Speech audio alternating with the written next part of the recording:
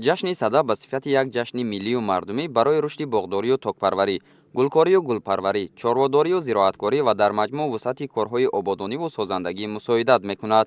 امروزها مشاهده می‌شود که ساکنان مملکت این جشن عمومی ملی را در روحیه بلند ارزگذاری به میراث معنوی خلق تجلیل می‌نمایند. در شهر اسفره جشن اجدادی صدا با رعایت سنت‌های اجدادی و شکوه و شهامت خاص تجلیل گردید.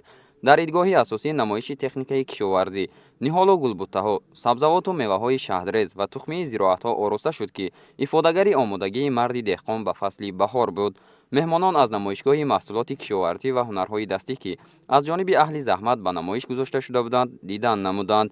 محصول هنرهای مردمی به نمایش گذاشته شده نمایندگان جماعت‌های شهرک و دهات، کارخانه و تشکیلات و مؤسسه‌های تعلیمی از ذوق بلند، مهارت بی‌نظیر و تاریخ بوی کاسبی و هنرمندی در شهر و دهات اسفره درک می‌داد.